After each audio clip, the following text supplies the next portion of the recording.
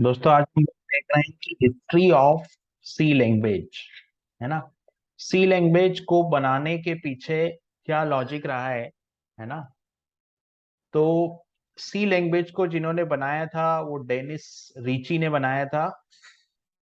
और डेनिस रीची, ये लैंग्वेज बनी थी 1972 की बात है। 1972 में इस लैंग्वेज को बनाया था। और यूएसए की जो एटी एटीएनटी जो लेबोरेटरी है उसी में बना था। बहुत कुछ दिया है इस लेबोरेटरी ने हम लोगों को। इस लैंग्वेज में इसको बनाया था। एटीएनटी बेल लेबोरेटरी की में ही बनी थी, जहां में बहुत सारी प्रोग्रामिंग लैंग्वेजेस बनी है। और इस लैंग्वेज को बनाने का जो ऑब्जेक्ट था वो था यूनिक्स ऑपरेटिंग सिस्टम को लिखना। यूनि सी लैंग्वेज को लिखने के पीछे जो रीजन था, सी लैंग्वेज को बनाने के पीछे जो कारण था, वो था Unix operating system. Right. Unix operating system Unix operating system को लिखने के लिए सी लैंग्वेज का जन्म हुआ।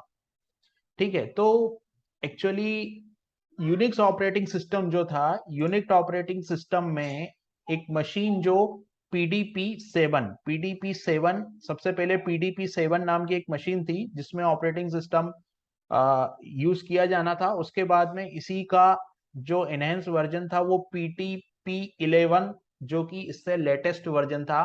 राइट। तो सबसे पहले जो इसको लिखा गया, मतलब यूनिक्स ऑपरेटिंग सिस्टम पहले लिखा गया था वीसीपीएल लैंग्वेज में। राइट। 1966 में 1966 में वीसीपीएल लैंग्वेज में यूनिक्स ऑपरेटिंग सिस्टम को लिखा था। और वीसीपीएल लैंग्वेज जिन्होंने बनाई थी वो थे मार्टिन रिचर्ड। मार्टिन रिचर्ड ने इस लैंग्वेज को बनाया था। मार्टिन रिचर्ड ने इस लैंग्वेज को बनाया था वीसीपीएल। लेकिन जब इस कोड को या इसको पीडीपी 7 से पीडीपी 11 मशीन पे शिफ्ट किया जाना था, तब ऐसा महसूस हुआ कि इस लैंग्वेज में और इंप्रूवमेंट की जरूरत है। राइट। तो इस लैंग्वेज में इंप्रूवमेंट करने के लिए केन थॉमसन ने राइट केन थॉमसन ने केन थॉमसन केन थॉमसन ने बी लैंग्वेज को बनाया। केन थॉमसन ने बी लैंग्वेज मतलब बीसीपीएल लैंग्वेज को सुधार करके बी लैंग्वेज को बनाया गया 1969 में। और इसको बी लैंग्वेज क्यों नाम दिया गया? क्योंकि बीसीपीएल लैंग्वेज का पहला लेटर बी था। तो मार्टिन रिचर्ड के काम को सम्मान देते हुए इन्होंने इसको बी लैंग्वेज का नाम दे दिया। 1969 की बात है, 1969 में बी लैंग्वेज बनी। राइट। लेकिन बात यहां पर बनी नहीं। राइट। फिर यह महसूस हुआ कि जो बी लैंग्वेज है उसमें भी और सुधार करने की जरूरत है। राइट।